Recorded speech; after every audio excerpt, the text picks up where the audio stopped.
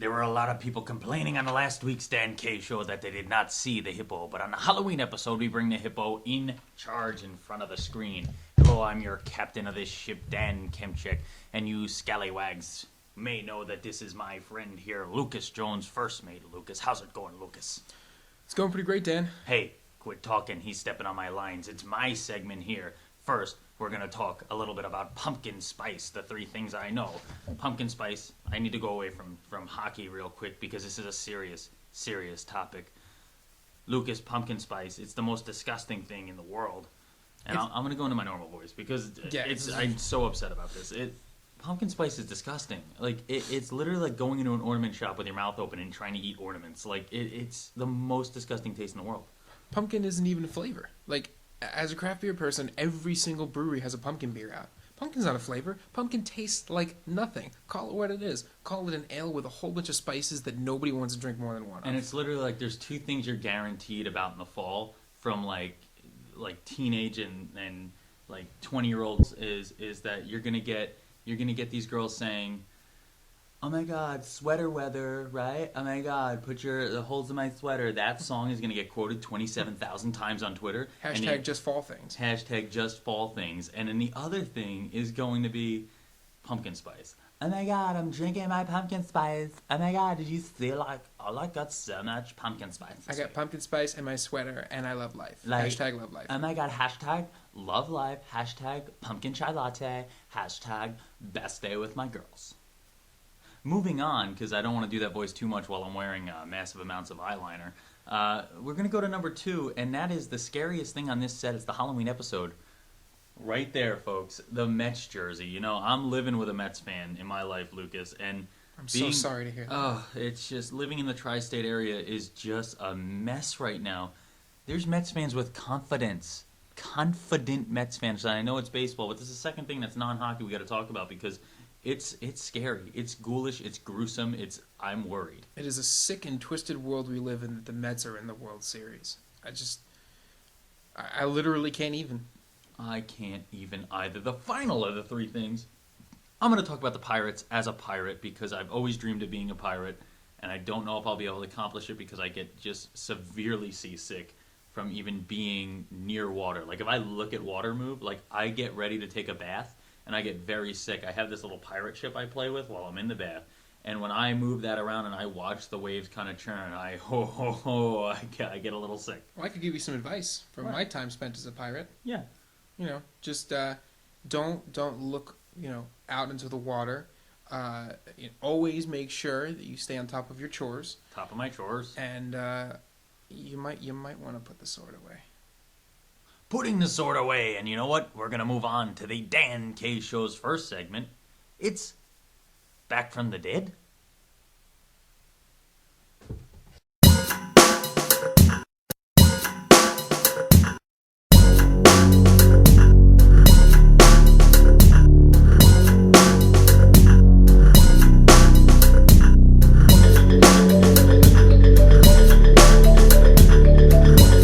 Time to talk about some zombies. I may be a pirate and he may be a referee, but Halloween's all about zombies and people nowadays. Another thing that girls can't even is get enough of zombie shows. Mm-hmm. And it's like, we got like The Walking Dead and we got like Fear the Walking Dead. Now we got like this segment, which is Back from the Dead. Oh! And let's talk about some teams that are back from the dead. Lucas is going to start with the Connecticut Junior Rangers of the Premier League. It's true, Dan. The Connecticut Junior Rangers, they were swept by the Flyers. And they started off 0-3, so not a great start from the Junior Rangers, but they've since picked it up and battled their way back to 4th place. Great job, you guys. They had a win over the Jersey Hitmen, and of course, they're being protected in net by their main man, Mr. Blomqvist, which, interestingly enough, are all people from Sweden just named Quist? Is that a thing they have to have, or do they have like a really weird policy on goaltenders? Well, what I heard is that they had like some Smiths and some Jones try out. They were great. They were going to make the team, but they were sticking with their Quist, so Blomqvist got the job. That seems pretty nameist to me. A little bit of nameist. I don't like it. Nameism. Watch that. Yeah, nameism. Listen, it's 2015, okay? Can we maybe drop the nameism? Joe Nameism? He predicted that they were going to win the Super Bowl, right? Yeah. I think that was Joe Nameism. Hashtag not all names. Hashtag Joe Nameism. Next, we're going to go into another team back from the dead, a team that I called games for all weekend long against this Pirates squad that I'm dressed as. It's the Philadelphia Flyers Junior Hockey Club. And that is a team, folks, that started the year a little slow. They've struggled on the road, but they're perfect at home. And they have not lost games at home. And two teams, I've given a bump to. I said the Junior Rangers are going to be good. Said the Flyers are going to be good. I said the Rangers would be a little better this year. It's the Dan K bump, and I'm going to bring up the Dan K bump a little later. I think that two teams from back from the dead, folks, these are zombies. Watch out for them because they just may bite some of your favorite Premier League squads before the season's over. How's it going there, scallywags? It's time for a Lucas Jones segment. We all love that. No power rankings this week because you know what? We've turned the lights down. Oh, by the way, let me just bring that up. A little new set here because guess what? We're in my new apartment. We're in my new apartment, and this trick or treat segment, we're going to go whether trick is going to be, it's not going to stay the way it is. Treat, it's a good thing. It's going to continue. And the treat here, new apartment, loving it. We're in Wayne, New Jersey now, down the street from the Jersey Hitmen. I'm a little worried because they know my whereabouts now, Lucas, and I wouldn't have told them that. That was a bad choice. The Jersey Hitmen, a dangerous squad to deal with. But we're going to talk about some possible dangerous squads here. Trick or treat. I'm going to ask Lucas a team from a division of the USPHL, and he's going to tell me whether they are a trick, it's not going to continue, or a treat, they're going to keep moving on, and they're going to be a contender for the title. First, Lucas, the 16U Futures, the Potomac Patriots off to a strong start. Treat. Dan, Ooh. These guys are going to keep going strong for the rest of the season, led by their main man, Cullen Briggs, who has 11 goals so far in the year. Nice job. Next, 16U, not the Futures, but the U, Providence Capitals with an E. That's a trick, Dan. Ooh. Flat out, they're just giving up too many goals. Too many goals is the problem. That's always a problem, It's You got know, to score more than they give up. The thing about hockey, the team who scores the most goals is going to win the game. Not every time. Right? Not every time. So, yeah. Mathematically, that can't be correct. Yeah. The team that if you score more goals than the opposition, then you have won the game. Right? So, following that theory, if you give up more goals than you score, you're more likely to lose, right? More likely, you're not saying that it's definite. Not definite, but it's never more, definite. More likely. I mean, nothing's definite. Even numbers themselves can be replaced by letters at any point in time. I mean, really, you could fall into a wormhole at any time. Moving into the next one, we're going to go to the Midwest here. No, we won't skip over 18U. Let's go to 18U, and we're going to hit the Rochester Junior Americans. Not only do they sound like good Americans, they sound almost like young Republicans. Rochester Junior Americans. Trick, Dan. 2 overtime losses this season and 40 goals given up. Same deal with the Providence team that we just talked about in the 1600 League. It's just when you give up that many goals, it puts these games into doubt. Where you get into a situation where the games are so close and one goal can swing and you end up losing, especially in overtime. 2 overtime losses, though, I'm not going to sell on them yet. I think that's a treat, but we'll move on. It's your segment. Midwest, the Chicago Cougars. Come on. The most ridiculous team in the history of hockey. What can I say, Dan? It's a treat. It's a treat to watch them. It's a treat to hear about them. It's a treat to get their recaps on Twitter. It's a treat to see a team go 14-0 with the stats they put up. We may even talk about them again in this show. Let's move on. USP3, Hampton Roads Whalers, a team that has tweeted us a lot that we love. We have a place in our hearts for them. But if you say trick, they may stop watching. Treat, Dan. That's a good choice. Thank you for that. Yeah. Okay, good move. Definitely. They're 11-2 in a strong division. That kind of a record speaks for itself. Oh, I'm sorry. I was giving my scary pirate eyes. Next, we're going to go to the Elite. The Stars. The Syracuse Stars. Strong franchise. It's a trick. 2 overtime losses and giving up too many goals, Dan. If you're looking for a theme in this trick-or-treat segment, if you keep giving up goals and you keep losing in overtime, it's a sign that not necessarily you're a bad team, but that a roll of the dice, a chance goal, a freak accident can lose a game, and a crucial one. You're starting to remind me of Dan Fouts in I'm trying to think of the name, The Waterboy. When he last game of the year, you can't hold anything back now. You're just kind of repeating that, right? Well, you know what, Dan? When you make a good point and a good insight, it bears repeating. It does bear repeating. And, a team that repeats great success on the ice every year in the Premier level, the Boston Junior Bruins, this is the final one. trick or treat on the Boston Junior Bruins? I'm going to give you a treat on this one. Junior Bruins are 10-2 right now, playing great hockey. And I'm going to leave you with a little bit of a prediction here, Dan.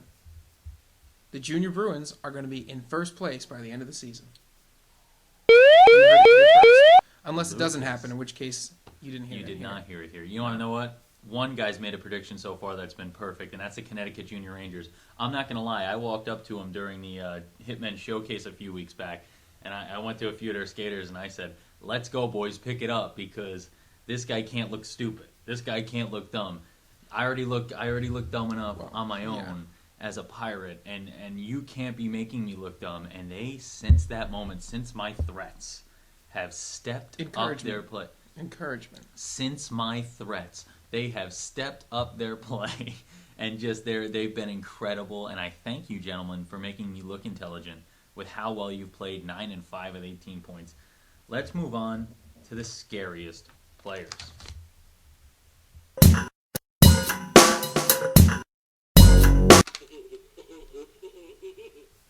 Lucas, it's time for a scary story. And with our Halloween-themed episode, we're going to talk a little bit about the scariest 4 players I can talk about in the USPHL rankings here. And the first one I'm going to talk about is Mr. Zach Reimers of... You know what, Hippo? This is not the time to laugh, okay? This isn't a laughing matter. We're just trying to scare the people. I think it was his attempt at a spooky laugh. Oh. He's trying to help. The spooky laugh of the Hippo sets this up perfectly, because the Forest Lake Lakers, Zachary Reimers in his first 13 games put up 39 points. That's 3 points per game. He's had multiple hat tricks, and there's no way that you ever want to face this guy on the ice. Zach Reimers may just be the best player in junior hockey. Not the best player in the Midwest, not the best player in his conference, not the best player in the USPHL. This is one of the best players in junior hockey and in the landscape, and this is a guy who has nothing but big things coming his way, and the Hippo cannot contain his excitement. Next, we're going with Mr. Brendan Van Riemsdyk. Name sounds familiar, right? Very familiar, Dan. Very familiar. Sounds like a guy we've talked about before. Sounds like a man we've talked about. BVR of the IHC, Islanders Hockey Club. When you have a name that's when you remember a name, it's scary. And that is a guy who is tall and in charge on the ice. Next, 2 names. You know, they've been friendly to us, and they're probably the scariest guys out there. John Malkovich, Brandon Osmondson. Lucas, these guys, pretty scary? Frightening. Frightening. Absolutely terrifying. Lucas is so scared he can't speak about it. And this, guys, let me talk this over. Let me put it there. They have the identical amount of points. How spooky is that? What are the chances? I don't know. I don't know what the chances are. The chances are that these gentlemen have both put up 29 points. Brandon Osmondson has put up 10 goals, 19 assists for 29 points. John Malkovich, 17 goals, 12 assists, 29 points. And they both tweet us. Let me put a little thing out there. We talked about the Dan K bump. Want to know how spooky I am? Want to know how spooky this is? If you get the Dan K bump, good things happen. Last time I picked the player of the week, he had a hat trick in his next game.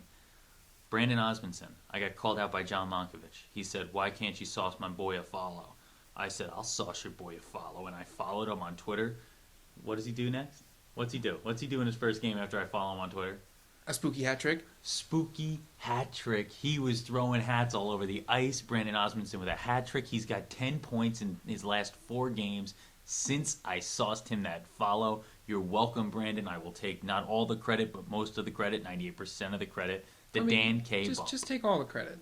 I mean, all the credit. Just say it. See how it feels. I'll take all the credit. Felt good. Whoa. Right? Spooky. Whoa. That was the scariest thing yet, how good that felt. Yeah. This is just, guys, we need to stop this, because those are your 4 scariest players. Lucas, one last thing while we have the scary lights down and scary stories. How good are the Chicago Cougars? They're so good. They're like, if I had to pick a metaphor, they're like a team that can't stop winning.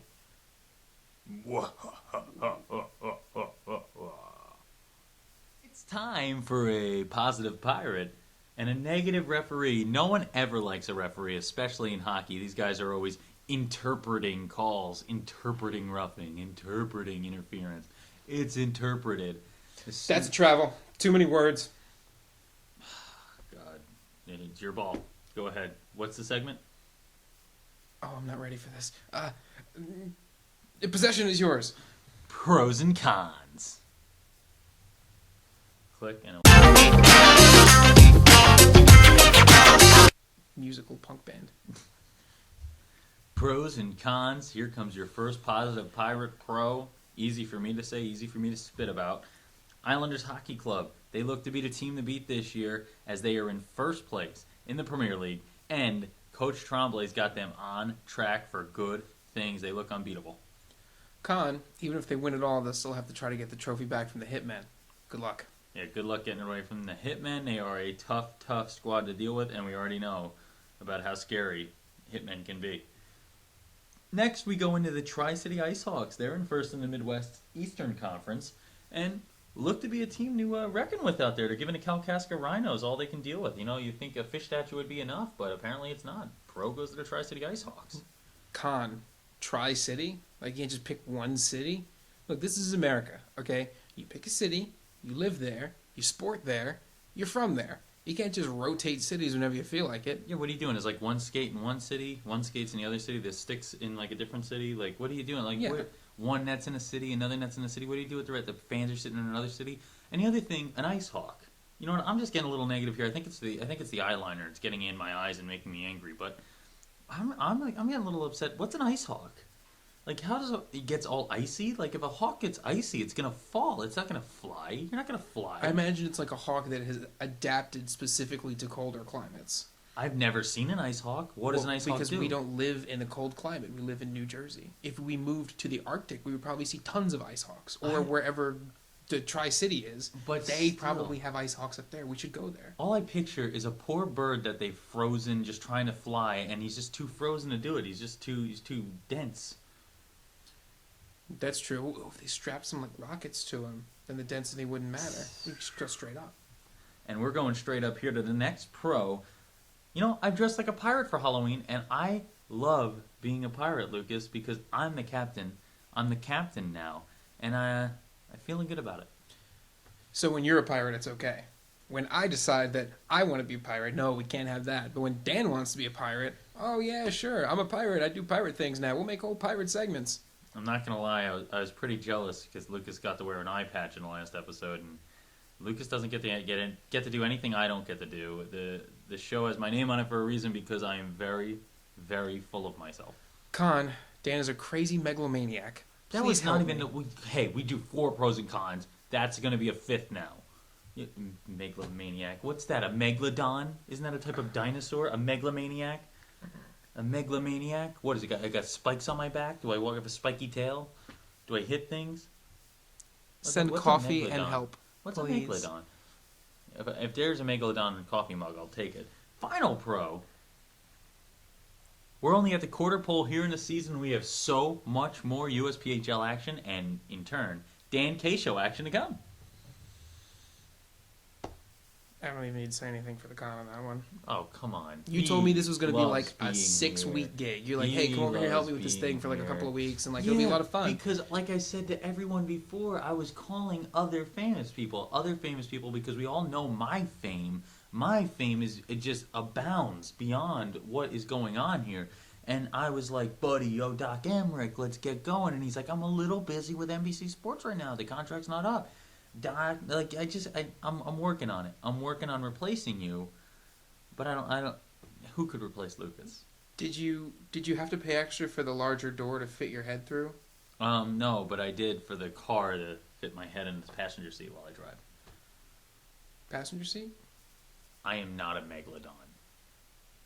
Here we are in the Dan K Show, an exclusive interview with 2 Philadelphia Flyers. One I've already had this year, and he was so good that he's back.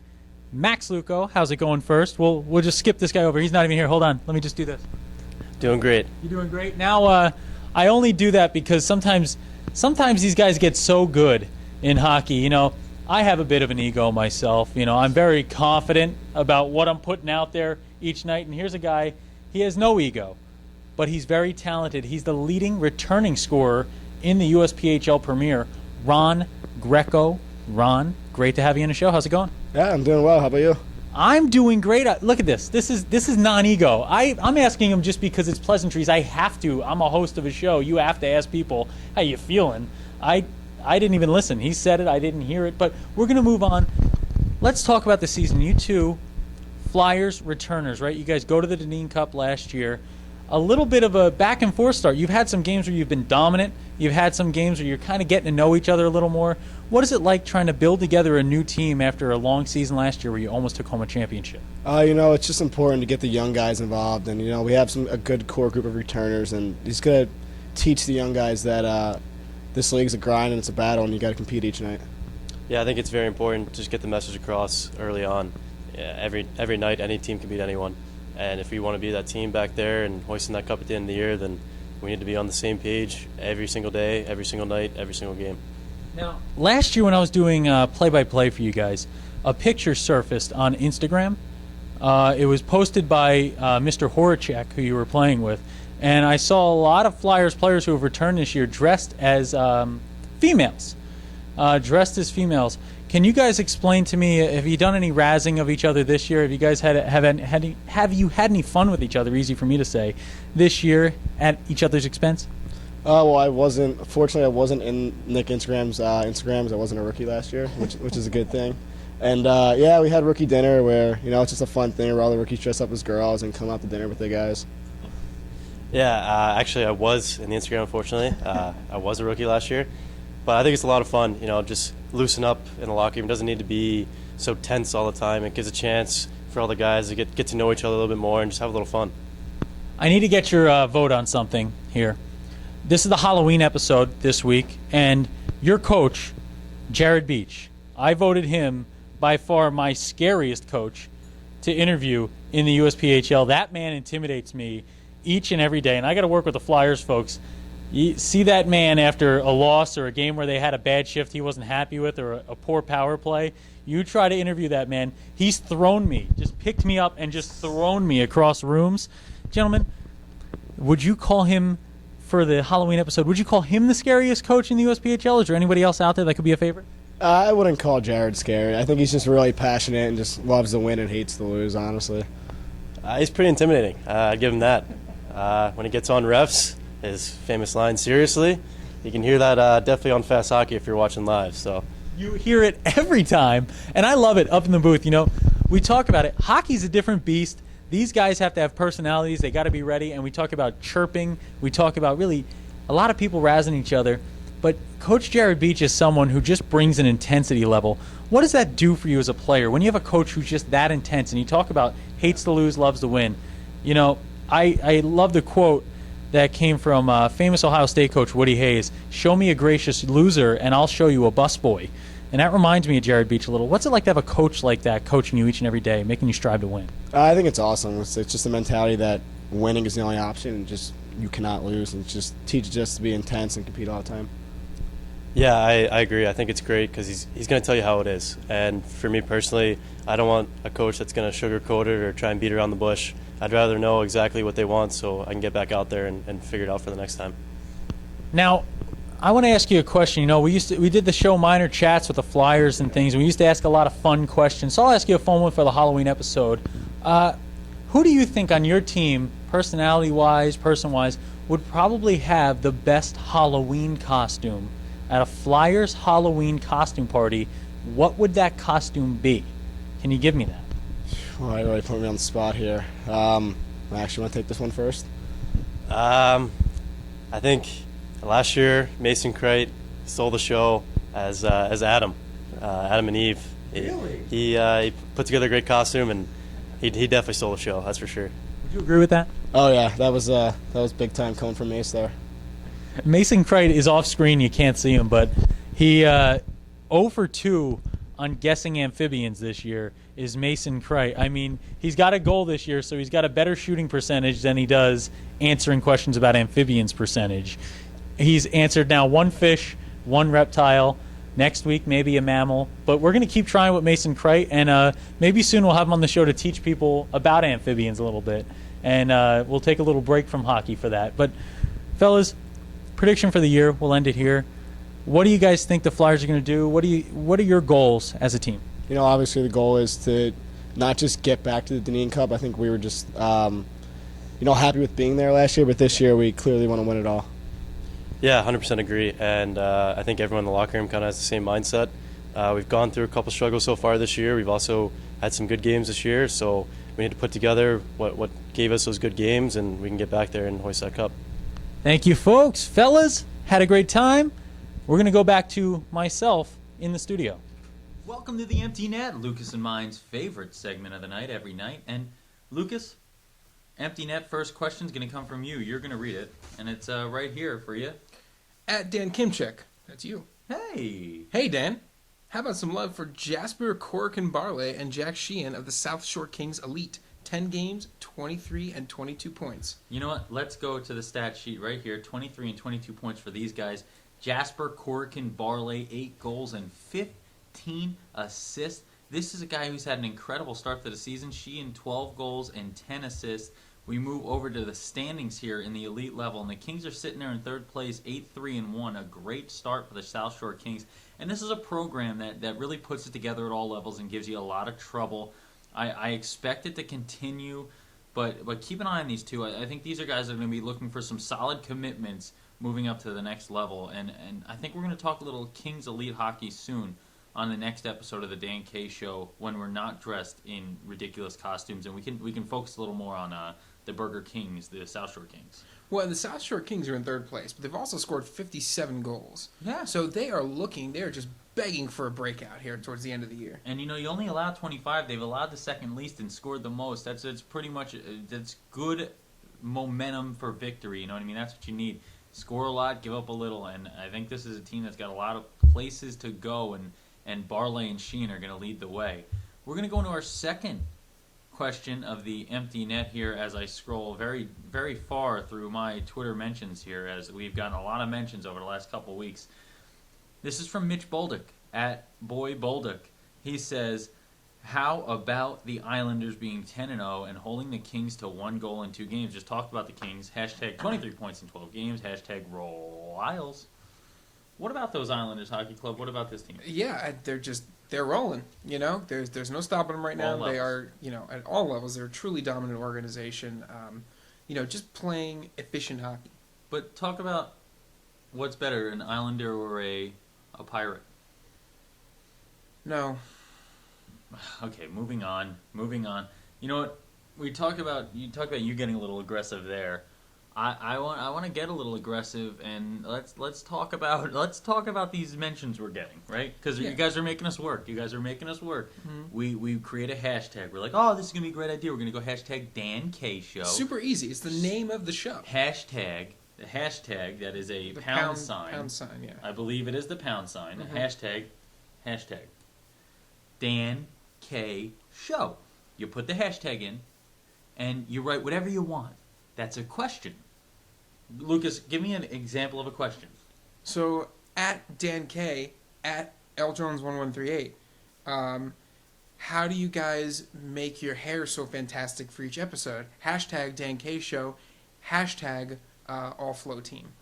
See, that is a question, and that's a question I would then answer, and I would say our hair is just it's go-given, and it is something that we've been blessed with, and we're very excited to have it, and that would be an easy answer. But a lot of the questions we're getting are not questions at all. They're just statements that you put a question. But Vague putting a question mark at the end of a statement does not make it a question. Hey, Providence Capitals really good. Question mark? That's not a question. Providence Capitals really good? Like, just because you can raise your voice at the end of a sentence doesn't make it. You're not asking us a question. You're just making a statement. It's hard to elaborate. Which is fine for your own Twitter.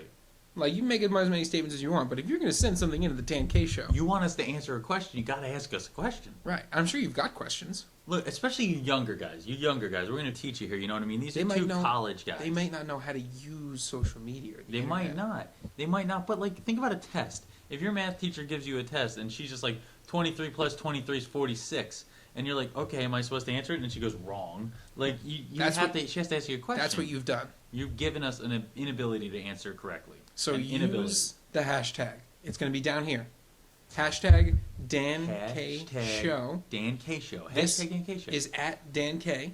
Hi. I am at L Jones 1138. Slightly longer, A little longer. but still relevant to the show as an Relevant. equal member of the team. As a little less of a member, 60-40, 80-20, 90-10, whatever you want to call it, a little less, you know what I mean? His chair's a little smaller than mine.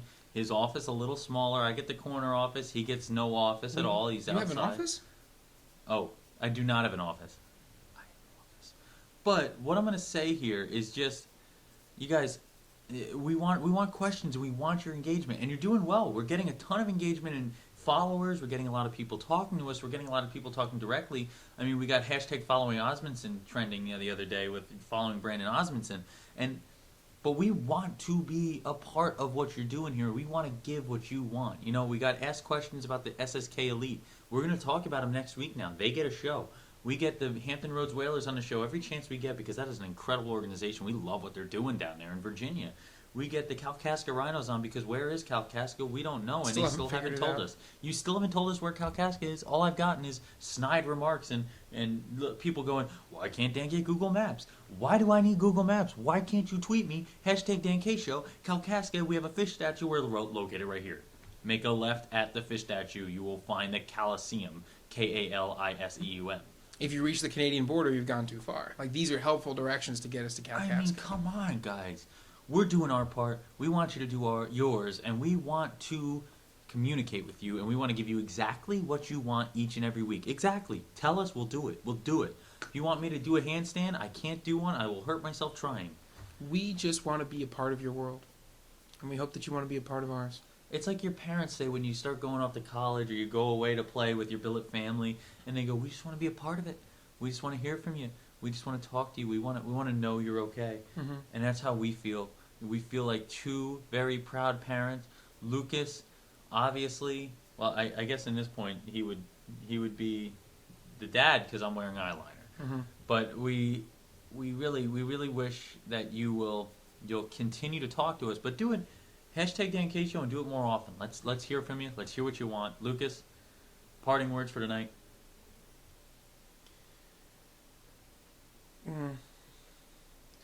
Thing I learned tonight, never put Twinkies on your pizza.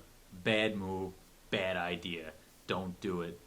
Maybe try it once, but you'll know not to do it after you do it. This has been the Dan K Show. This has been Lucas. No fouls called late in this one. No one's going to the box. I've been a pirate. I've worn eyeliner. My eyes hurt, and they're very smoky right now. You know, just remember, folks, watching the Dan K Show, when Dan K's on the mic, it's always hockey night. Keep watching.